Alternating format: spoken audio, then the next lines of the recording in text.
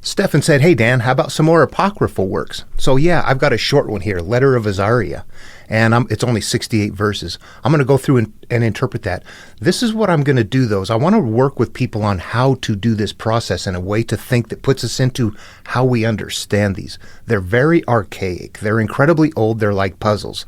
I'll tell you right off the bat something that your mind has to naturally do. You will recognize this in yourself.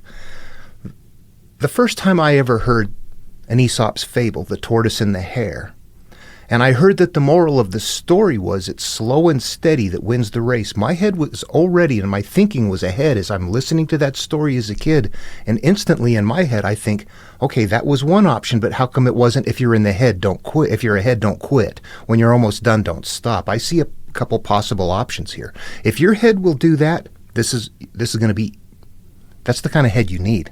The one that reads something and goes, I need to manipulate these words and look at things in different ways. When I do that one, the Tao that can be told is not the eternal Tao, people stop right there and go, okay, there you go. It's nebulous. It's mysterious. You spend your life looking for it. And we go, wait a minute. Did the master create something that is so weird we can never access it? Is it magical, mystical, or is there a man that put something in there? We start looking at it and going, well, the Tao that can be told is not the eternal Tao. Then what is the eternal Tao? Obviously telling it isn't it. Oh, it's action. You have to take the path yourself. It's a step that teaches you to turn inward. And if you can't do that with your head, you can't resolve the verses. You have to have that kind of brain type.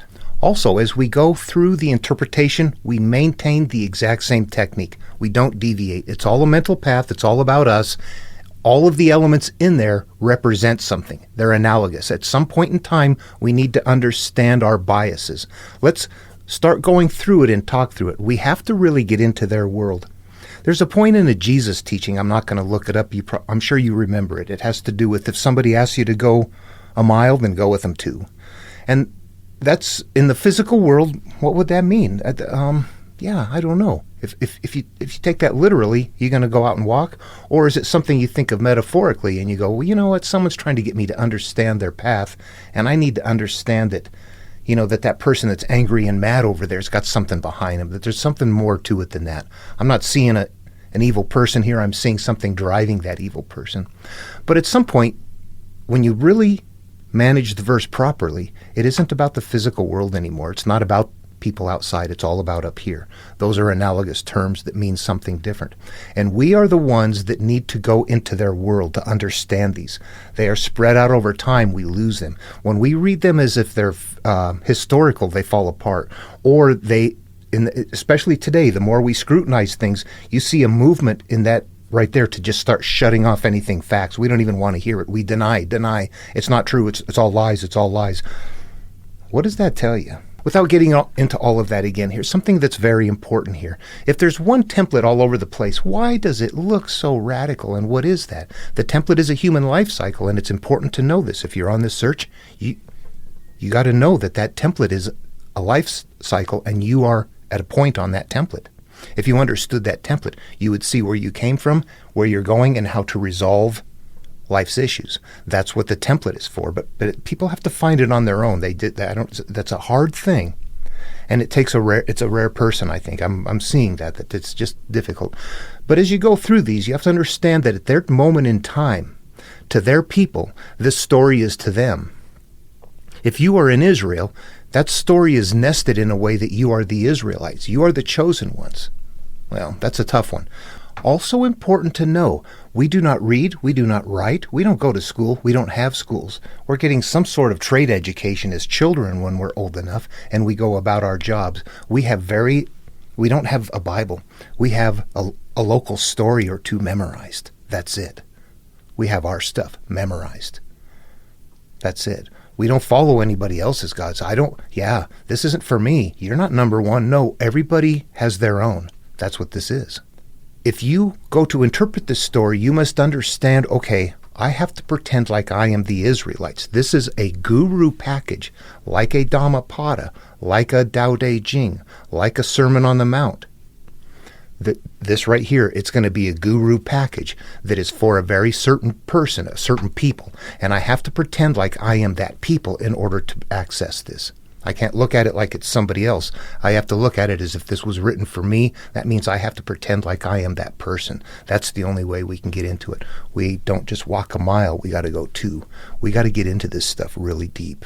All right, I want to suggest again that the stories are very big, but the analogs, the terms that they're using is from their time and their culture. So as we read them from a distance and not get into it, we're looking at the shallow carrier shell. We're looking at the tortoise and the hare race with never knowing a moral and never thinking about it, just saying it happened or it didn't happen, not realizing there's a message in there. But the message is very deep, and we are so far removed from it because we don't have it memorized and because we don't understand the way it works. But we don't even know the template. The template is actually something that's common.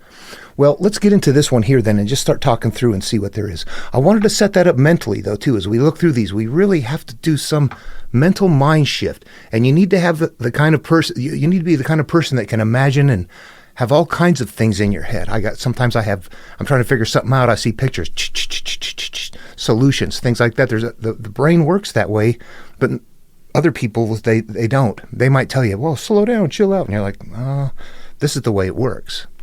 It's a natural, normal thing for me, and it feels fine. But it can wear other people out. All right, so if you're there, then you're going to be okay with this. If not, I don't know. You're probably not watching anymore. Okay, let's pull up what we have here. The prayer of Azariah. And they walked in the midst of the fire, praising God and blessing the Lord.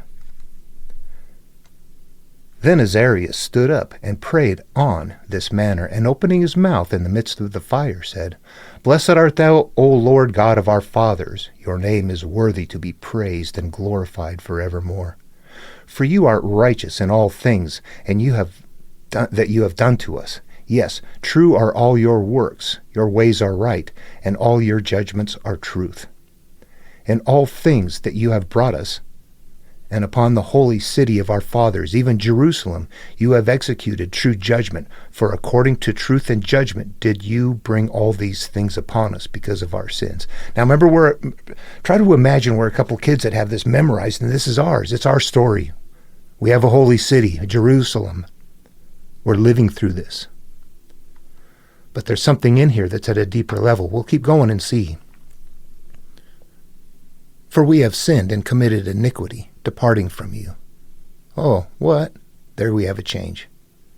It starts going bad. In all things we have trespassed and not obeyed your commandments, nor kept them, neither done as you have commanded us, that it might go well with us. All right, what's in the background right here is this. We're starting out from a pure state. We're living from the higher awareness. And this is all the big setting things up down here. But right here is where the corruption starts. If we were to do the Adam and Eve story, what is it? It's first sin. With Abram and Sarai, it is giving up Sarai to Pharaoh. And the corruption begins there. And they're all in the beginnings of the story. So you see right in the beginning, you start from a pure state. Then we have a corruption beginning right there. There's the pattern that should begin to emerge. And what that represents is this exactly. This is on a template of a life cycle. Anybody's. We're born, things start out from a pure state, but then we begin to go off and experience life, and that little happy child goes into this. You have experiences that are bad. It's not just our time, it's theirs. You're seeing people shunned because of leprosy, things that are out of control, people that are getting beat. That's a lot different than I think we can imagine.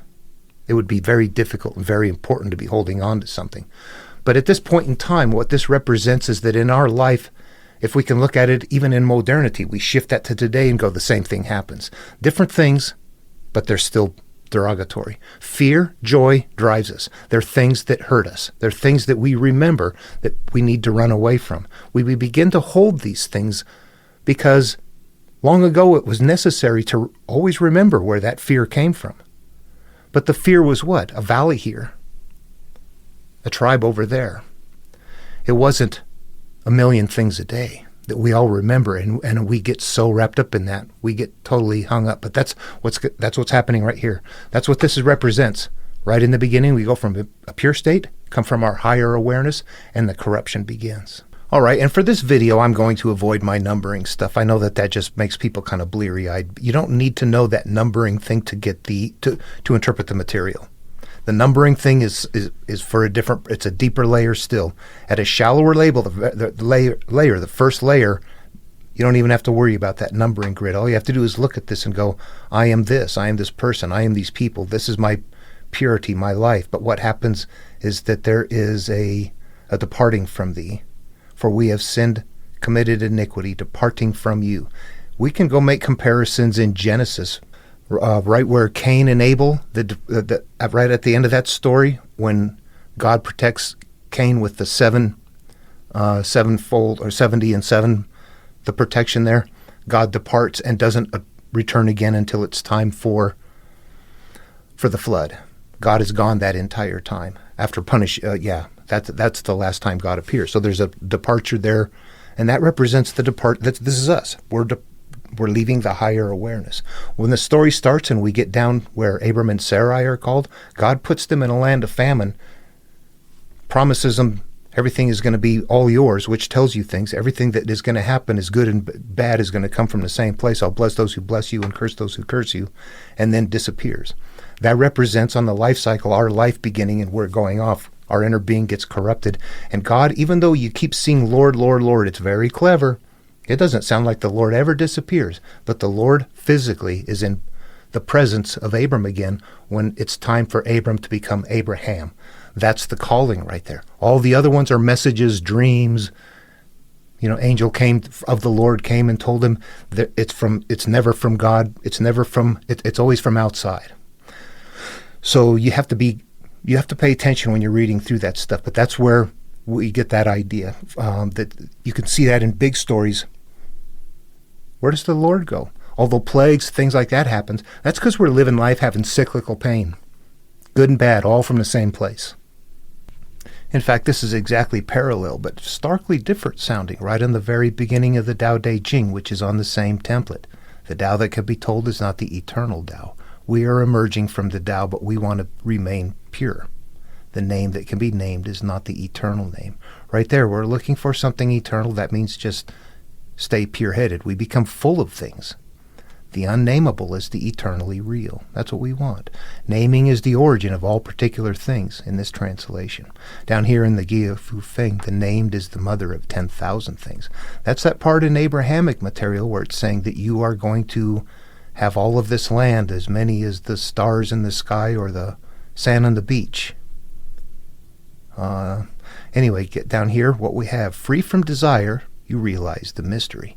That means as long as you let go of things, you feel the mystery of life. But caught in desire, that means all of the collection of things you have in your mind, you see only the manifestation. Remember, treat every verse the same. Don't deviate in any way when you are manipulating them in your mind. Here's the part we're looking at. Yet mystery and manifestation come from the same source. That's God. I will bless those who bless you and curse those who curse you. Everything in our life continues to get power from some place, but it's all based on the way that we hold it.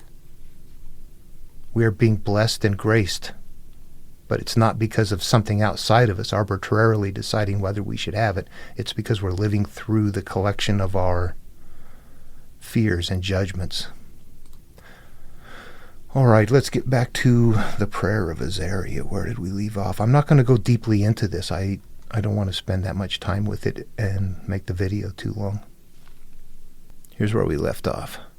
Wherefore all that you have brought upon us and everything that you have done to us, you have done in true judgment. That's what we just read in the Tao Te Ching. Everything comes from the same source. Mystery and manifestation come from the same source. That's the true judgment right there. You see how hard it is to unwrap ourselves from the carrier shell. The verbiage hooks into our psyche in a different way. That's why the objectivity is so crucial. It's hard to be invested in this and be able to see that. And you did deliver us into the hands of lawless enemies, most hateful forsakers of God, and to an unjust king and the most wicked in all the world. This is our early self. We're becoming this. This is the Cain and Abel division. We've just been hand it off to our first life before we are unaware. We have to live this life. Wherever we come from, whatever we experience, you're going to judge that, not aware of the fact that you're doing that and that you're going to live through that. This is that point right here in our life. And now we cannot open our mouths and have become shame and reproach to your servants and to them that worship you. Remember, this is we're talking to our higher awareness here. I am living through my memories. All right, the crucial word here is shame. This one's going to show up. Right here, the person can't open their mouth because of shame. So that means they've got things inside of them they can't speak about. They're not going to talk about this. Shame is going to keep this from ever coming out. That's an issue right there. If we went to the Garden of Eden story, what do we see? After first sin, they understood that they were naked. They realized that they were uncovered, and they became covered because of their what? Shame. This is the beginning of the bad nasty in the mind. And not my higher awareness. I have become a product of this bundle of experiences that I cannot wrap from. Yet deliver us up not wholly for your name's sake. Don't give up on us completely. Neither disannul your covenant. All right, so we got maybe a calling there. Here's a connection saying we're lost, but please don't abandon us. And cause not your mercy to depart from us. That means your good blessing, my higher awareness, my good feelings, and cause not your peace of my mind to leave me for your beloved Abraham's sake and your servant Isaac's sake and for your holy Israel's sake. So right here, I don't know what they're doing with Abraham and Isaac as an analog. I know the story of Isaac and Abraham and Isaac, but I also know that those are analogous terms. So they've got a specific use for them here that I can't get my head into. But it's a good thing. It's saying, please don't give up this purity somewhere in this back we want to. And Abraham was the called, not Abram. Abram was our first life before the calling began. Abram would be like Adam and Eve up to the destruction, and then Abraham, and that would be it would be, instead of the flood destroyed, Sodom destroyed. And then Abraham is the called person afterward, and Isaac is the next iteration. And for the holy Israel's sake. So I'm an Israelite that lives in Israel, and this is my story right here. I have to become this person to understand this and to feel this and to carry this and to call it mine. And to whom you have spoken and promised that you would multiply their seed as the stars of the heaven and as the sand that lies under the seashore. All right, we see those in Genesis as well. This land I will give to you is, there it is, the naming is the origin of 10,000 things. Right here, this land, this is your mind. It is yours now. And you're going to go off and live your life, and you're going to fill it with so much.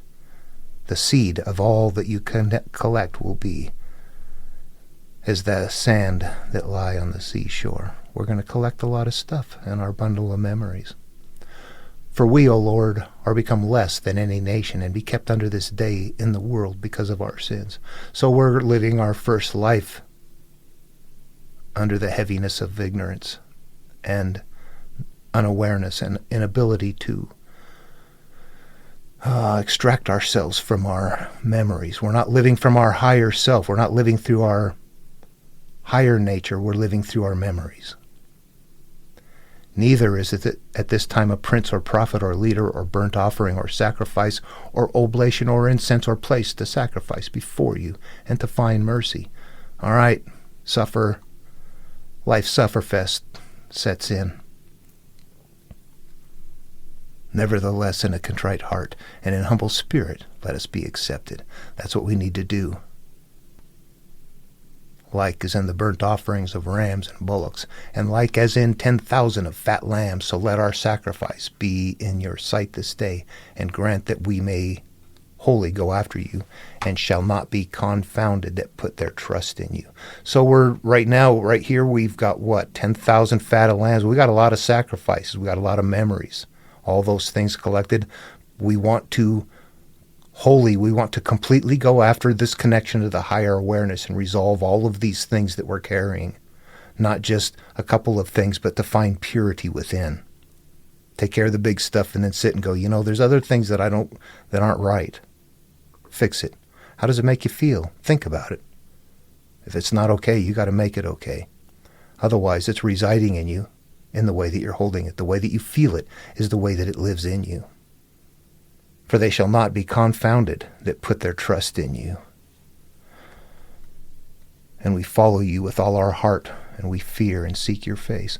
All right, the fear, I'm not sure. We got to be careful what that is. Let's talk about it. It's not going to be fear. We're not going to be afraid of them. We follow them with all of our heart. Heart is what? We follow them with our desire, and we seek your face. Let's stop and do that for a second right now.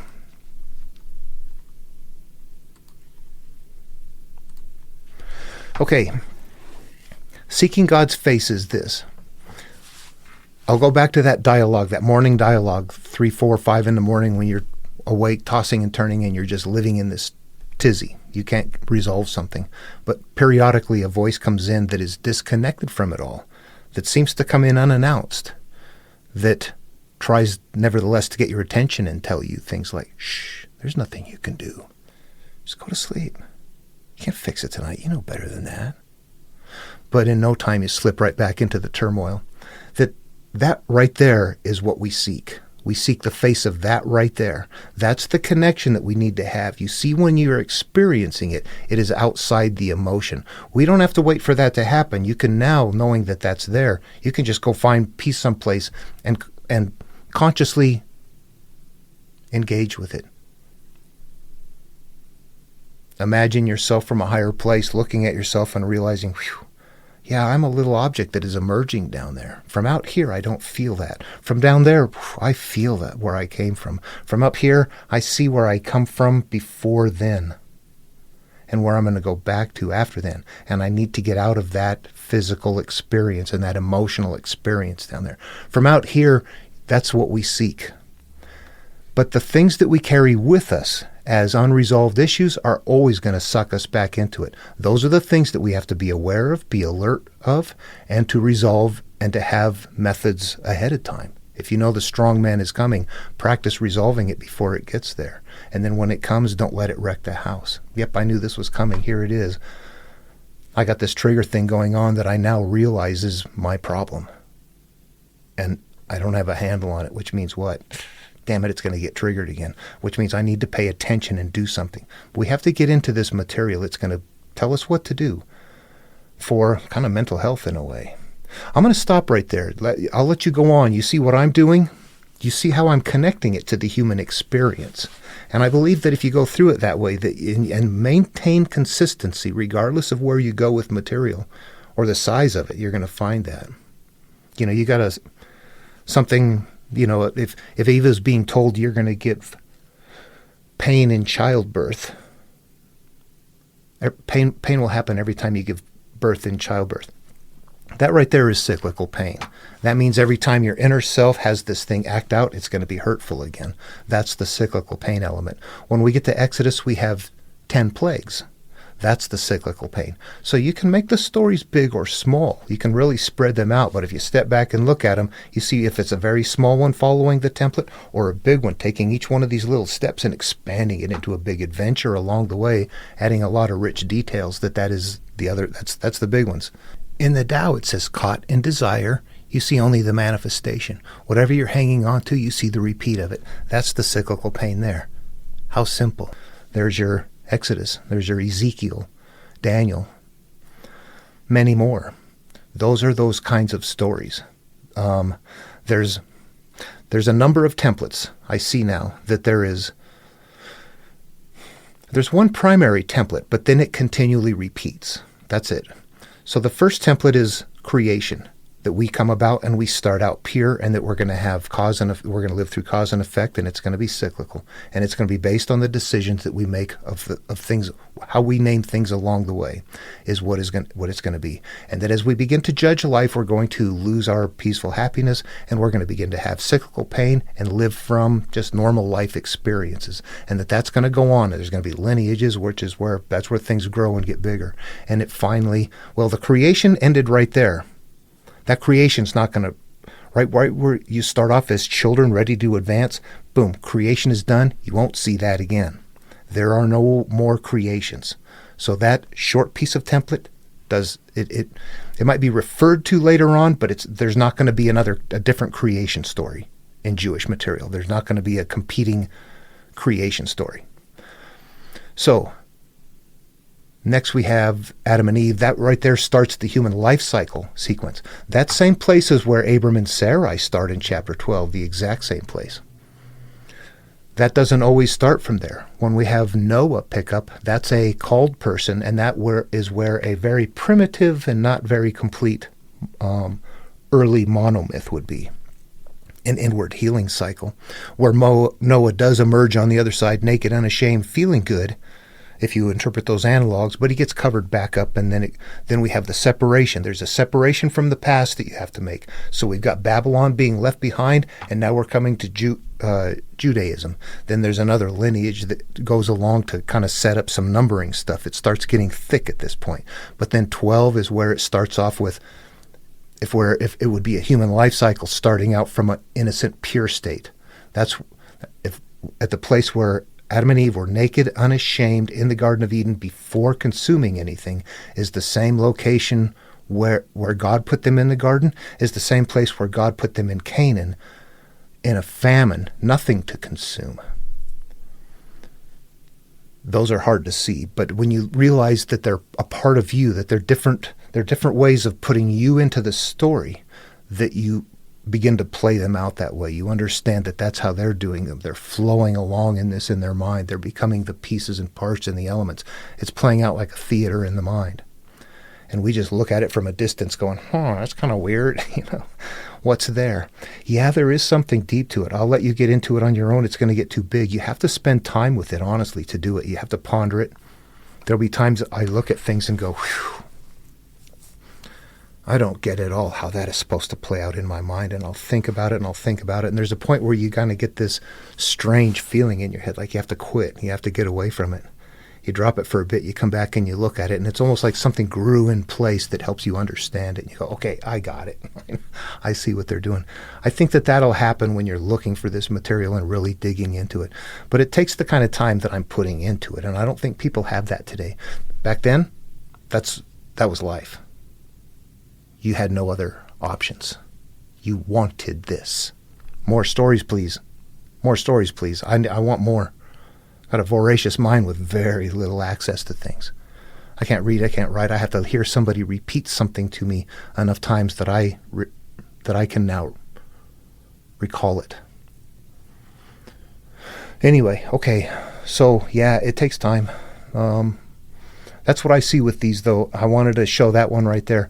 These short ones like this, they really look like if you had like an Aristotle or a Ptolemy school or something like that of people that were sitting around and learning and putting together thesis papers. It's like, all right, here's a big story you must encompass.